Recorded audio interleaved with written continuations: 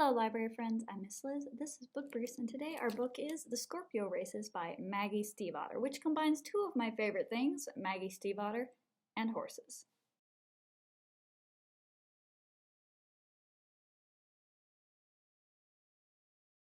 So this is not a new book. The next couple book briefs, we're not going to be talking about new books we've got on our shelves here at the library.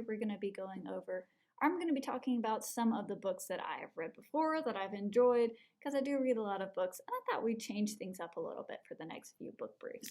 So The Scorpio Races, as a young adult novel, adults can enjoy young adult too. Sometimes we all like to go back to simpler times. But The Scorpio Races takes place on an island that is very rustic. I guess you could call this book some magical realism because this island has kelpies, or water horses as I call them. They're horses that live in the water, that come out on land. They've got sharp teeth, they're carnivorous, and the idea of a carnivorous horse isn't absolutely terrifying to you, probably haven't spent a lot of time around horses. So every year this island has a big race that draws a lot of people from the mainland. There's a really big prize, and it is a race that uses the water horses. It's very dangerous. People often die, people often get eaten, or they get dragged into the water by the water horses and drown, because these water horses don't want to be on land and run a race. They want to be in the water. So it's a race not only among the other riders to see who gets to the finish line first, it's a battle to keep the water horses out of the water, from fighting with each other, and to just make it out of this race alive. But this year, Puck Connolly has decided she is going to race for the prize money because her family, which is just her and her two brothers, they really need it. And her oldest brother is leaving the island, so she and her younger brother really need this prize money. The only problem is Puck doesn't have a water horse.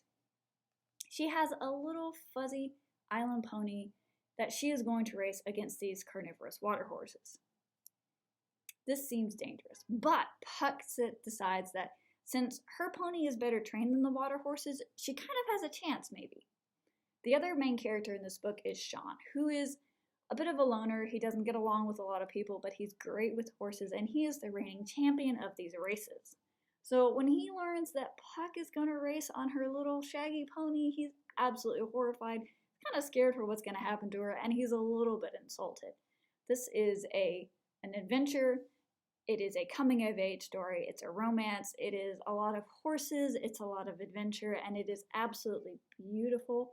So beyond the content of this book, I just love the way Maggie Stiefvater writes. She could write anything, and I would read it, because the way she puts words together makes me really happy.